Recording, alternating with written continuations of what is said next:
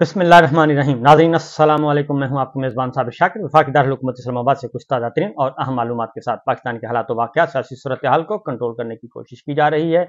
जो दरून खाना बहरान, बल्कि बहुत बड़े बड़े बहरान चल रहे हैं, उनको अंदर खाने तह करने की कोशिश की जा रही है।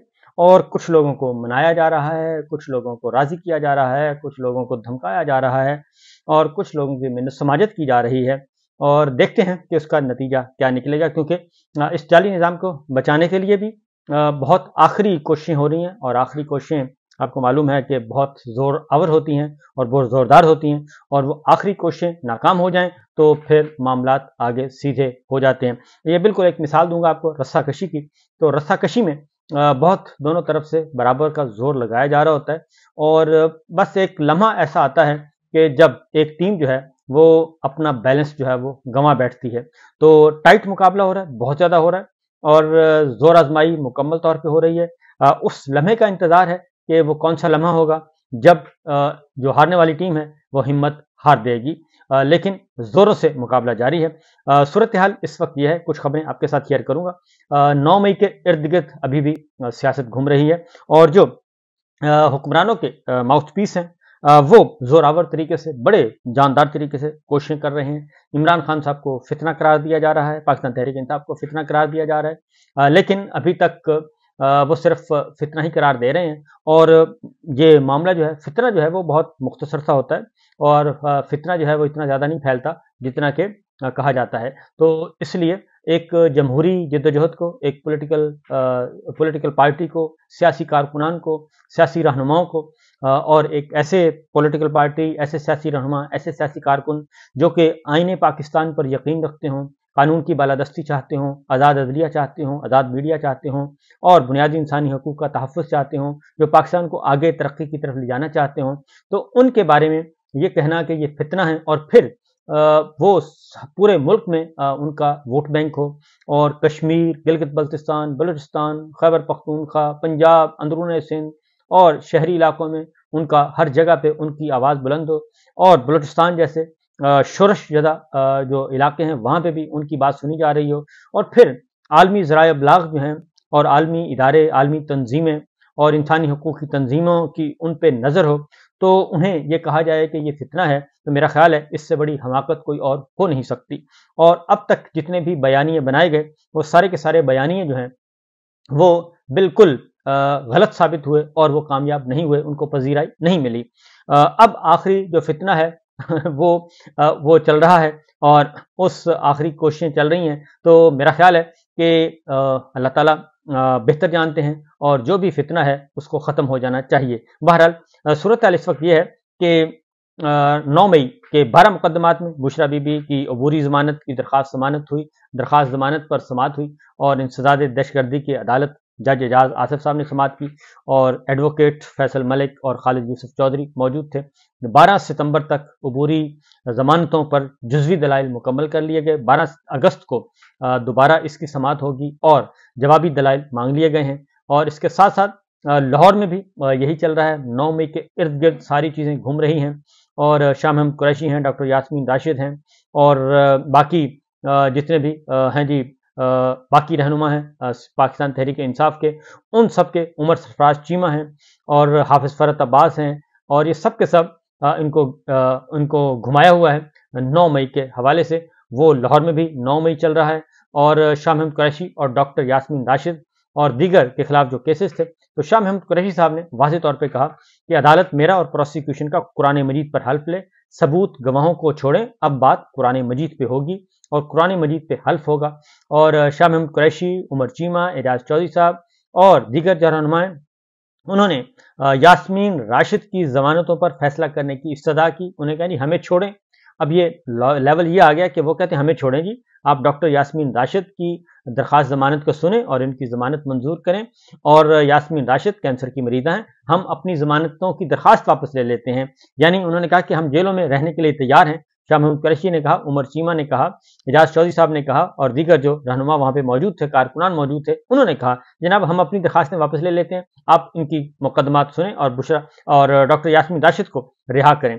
तो जज साहब ने कहा कि जी हम मंगवा लेते हैं, मैंने मंगवाया है, آج فیصلہ کر دوں گا۔ ریکارڈ پیش نہ کرنے پر بھی تفتیش افسران کو متعدد شوکاز نوٹس بھی جاری کی ہیں، یہ عدالت نے کہا۔ تو حیران ہوں ریکارڈ کیوں نہیں آیا، تو ایک دو پیشیوں پر فیصلہ کر دیتا ہوں۔ تو جناب اگر ریکارڈ ہوتا تو پھر معاملہ ہی کیا تھا، ریکارڈ تو ہے ہی نہیں۔ اصل تو یہی ہے، اگر یہ چیپٹر کھلتا ہے 9 مئی والا تو اس میں بہت ساری چیزیں سامنے آ جائیں گی۔ تو ڈاکٹر یاسمین راشد نے کیا کہا جی؟ ڈاکٹر یاسمین راشد نے کہا میری نہیں سب دوستوں کی ضمانت ہونی چاہیے، اور جب سب دوستوں کی ضمانت ہوگی تو اس کے ساتھ میری بھی ضمانت ہو جانی چاہیے، اور اس لیے انہوں نے کہا کہ اس بات کو چھوڑیں۔ عمر سرفراز چیمہ نے کہا کہ گواہ کے مطابق 9 مئی سے قبل 15 لوگوں کی میٹنگ ہوئی، 15 میں سے 6 نے پریس کانفرنس کی، اور پولیس نے آج تک ان 6 لوگوں کے خلاف کوئی کارروائی نہیں کی۔ عمر سرفراز چیمہ سابق گورنر نے کہا ہم نے انہیں بے گناہ نہیں کیا، وہ 6 لوگ اشتہاری ہیں۔ پروسیکیوٹر، سرکاری وکیل اور سرکاری افسر نے کہا وہاں پہ، تو پروسیکیوٹر صاحب تصحیح کر لیں، وہ اشتہاری نہیں سرکاری گواہ ہیں، شاہ محمود قریشی صاحب نے کہا۔ اب اتنا وہ ہو چکا ہے تجربہ تمام پاکستان تحریک انصاف کے رہنماؤں کو، وہ اب اپنا مقدمہ خود ہی لڑ رہے ہیں اور پروسیکیوٹر کو بھی وہ چپ کروا دیتے ہیں۔ انہوں نے کہا جی کہ یہ ساری سرکاری گواہ ہیں اور آپ مجھے صرف 2 دن دیں، ان 6 کے 6 لوگوں کو پکڑ کر میں آپ کے سامنے پیش کر دوں گا، شاہ محمود قریشی صاحب نے کہا۔ اور ATC کے جج خالد ارشد نے کارروائی جو ہے وہ 2 ستمبر تک ملتوی کر دی۔ شاہ محمود قریشی صاحب نے وہاں پہ گفتگو بھی کی، انہوں نے کہا جی کسی کو برا لگے یا اچھا لگے، عمران خان سیاسی حقیقت ہیں، اور عمران خان کی سیاسی حقیقت کو تسلیم بھی کیے بغیر ملک میں سیاسی استحکام نہیں آ سکتا، اور ایک دوسرے کو غدار غدار کہنا بند ہونا چاہیے۔ محمود خان اچکزئی آئین کی بالادستی چاہتے ہیں اور ان کی بات سننی چاہیے، اور بلوچستان میں امن کا راستہ مذاکرات سے ہو کر گزرتا ہے، اور اس وقت پورا بلوچستان جو ہے وہ سڑکوں پر ہے، خواتین، بچے، بوڑھے سب بلوچستان میں اس وقت سڑکوں پر ہیں، سراپا احتجاج ہیں، ان کے دکھوں کا مداوع کرنا چاہیے۔ اور اس کے شاہ محمود قریشی صاحب نے یہ کہا کہ بلوچستان کا جو اس کو ترجیحی بنیادوں پہ ان چیزوں کو دیکھنا چاہیے، اور اس کے ساتھ ساتھ انہوں نے ارشد ندیم کو مبارکباد بھی دی۔ اس کے ساتھ ہی پولیس اسٹیشن پر حملے سمیت 9 مئی کے مقدمات کی سماعت ہوئی، اور اس میں صنم جاوید اور روبینہ جمیل کی ضمانتیں منسوخ کر دی گئیں کیونکہ وہ آئے نہیں تھے، ان کے وارنٹ گرفتاری جاری کر دیے گئے، اگلی تاریخ پہ وہ جائیں گے تو یہ سسپینڈ ہو جائیں گے۔ اس کے ساتھ ساتھ جو ایک اور بڑا فیصلہ ہوا ہے وہ ہے جی کہ chief justice Lahore high court کے جسٹس علی باقر نجفی صاحب کے سامنے یہ کیس تھا، اور پاکستان تحریک انصاف کے جلسے کا، اور جلسہ کی اجازت نہیں دی جا رہی۔ پورے ملک میں تمام سیاسی جماعتوں کو اجازت ہے، اور خواہ وہ قلعدم تنظیمیں ہیں یا دوسری ہیں، ان سب کو پولیٹیکل ایکٹیویٹیز کی اجازت ہے، جلسے جلوس کی اجازت ہے، آنے جانے کی اجازت ہے، دھرنے کی اجازت ہے، سب کچھ ہے، لیکن صرف پاکستان تحریک انصاف کو اجازت نہیں ہے۔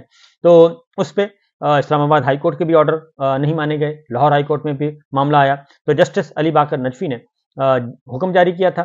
تو کمرہ عدالت میں پاکستان تحریک انصاف نے 27 اگست کو لاہور میں جلسے کی اجازت دی تھی، تو DC کو کہا گیا کہ جی آپ اس پہ فیصلہ کریں، تو DC اس لاہور نے اس پہ دے دی ہے اجازت، اور 16 اگست کو لاہور ہائی کورٹ نے کہا ہے کہ اس کی مکمل طور پہ عمل درآمد رپورٹ جو ہے وہ جو ہے ایشورنس یقین دہانی جو ہے اس وہ انڈرٹیکنگ دیں آ کے بتائیں کہ اس پہ فیصلہ ہو چکا ہے۔ لہذا 16 اگست دوبارہ تاریخ ہے، لیکن 27 اگست کو لاہور میں پاکستان تحریک انصاف کا جلسہ ہوگا، اور یہ جلسہ تقریباً 1.5 سال کے بعد یہ جلسہ ہوگا، کیونکہ 9 مئی کے بعد کوئی جلسے کی اجازت نہیں دی گئی پاکستان تحریک انصاف کو۔ اس کے لیے یہ ساری چیزیں چل رہی ہیں۔ دوسری جانب چیف جسٹس پاکستان قاضی فائز عیسیٰ صاحب کے خلاف جو ایک فتویٰ جاری ہوا تھا، اور اس فتوے کا کیس بھی چل رہا ہے، اور فتوے کے کیس کے مرکزی ملزم جو ہیں ان کو 5 روزہ جسمانی ریمانڈ اس کا منظور کیا گیا ہے۔ انسداد دہشت گردی عدالت لاہور کے جج تھے خالد ارشد، انہوں نے سماعت کی، اور ملزمہ کا بھی وہ ٹیسٹ ویسٹ کرنا ہے، مائکروفون برآمد کرنا ہے، اور وہ ساری چیزیں کرنی ہیں، اور شک و پرہ میں ان کے خلاف مقدمہ درج ہے، تو لہٰذا وہ بھی ابھی تک معاملہ چل رہا ہے، اور ان کو آگے لے کے بڑھنا ہے، اور ان کا ریمانڈ لے لیا گیا 5 دن کا، کیونکہ قاضی فائز عیسیٰ صاحب کے خلاف ایک بہت ہی نامناسب اقدام کیا گیا تھا، اور ایک ملزم جو گرفتار ہیں انہوں نے ایک ان کے سر کی قیمت مقرر کر دی تھی، جو کہ بالکل نہ ہی آئین تسلیم کرتا ہے، نہ قانون تسلیم کرتا ہے، نہ ہی کوئی بھی معاشرہ اس بات کی اجازت دیتا ہے۔ تو اس پہ صورتحال ہوئی ہے۔ جبکہ دوسری جانب پاکستان میں اس وقت سب سے بڑا بحران چل رہا ہے وہ پاسپورٹ کا بحران بھی ہے، اور یہ ایک بہت بڑا المیہ ہے کہ پاکستان سے لاکھوں نہیں کروڑوں لوگ پاکستان چھوڑنا چاہتے ہیں، اور اس پہ بھی ذرا دھیان دینے کی ضرورت ہے۔ اس سے اندازہ ہو جاتا ہے کہ پاکستان کا نوجوان کیا سوچ رہا ہے۔ پاسپورٹ حکام نے نئے 20 لیمینیٹرز اور 20 پرنٹرز خریدنے کا فیصلہ کیا ہے۔ 5 جدید RMP اور 2 ای پاسپورٹ پرنٹرز خریدے جائیں گے، اور اس کے ساتھ ساتھ 2 جدید مزید پرنٹرز اور لیمینیٹرز آنے سے 1 گھنٹے میں 1000 پاسپورٹ پرنٹ کیے جا سکیں گے، اور جدید پرنٹر اور لیمینیٹر کی خریداری سے پرنٹنگ کی صلاحیت یومیہ 22,000 سے 55,000 تک ہو جائے گی۔ پاسپورٹ حکام نے 6 ماہ کے لیے لیمینیشن پیپرز کا سٹاک منگوا لیا ہے، اور فیصلے سے ستمبر کے آخری ہفتے تک بیک لاگ ختم کیے جانے کا امکان ہے، یعنی کہ شروع ہو جائے گا بیک لاگ ختم ہونا ستمبر کے آخری ہفتے میں، یعنی کہ ابھی مزید آپ کو 2 مہینے انتظار کرنا پڑے گا۔ اور پرنٹنگ صلاحیت بنانے کے لیے سال میں 2 بار پرنٹر خریدنے کا بھی فیصلہ کیا گیا ہے، اور پروسیسنگ سپیڈ بڑھانے کے لیے نیا ڈیٹا بیس بھی بنایا جائے گا۔ نئے ڈیٹا بیس کی مدد سے نادرا سمیت دیگر اداروں سے ڈیٹا فوری طور پر ویریفائی کیا جا سکے گا۔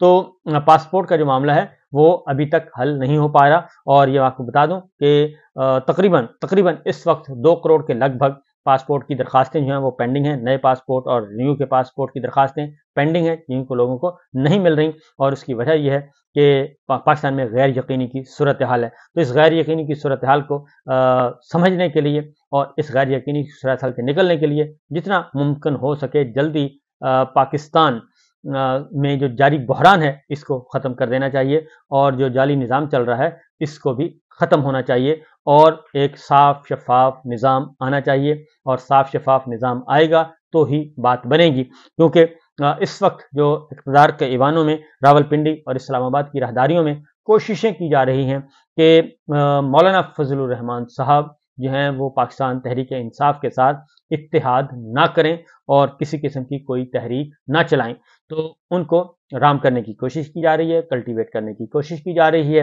اور اس کے لیے بہت ساری شخصیات انوالو ہیں اس ہدف کو حاصل کرنے کے لیے۔ تو دیکھتے ہیں کہ یہ صورتحال کیسے قابو میں آتی ہے۔ اجازت دیجیے، اللہ حافظ۔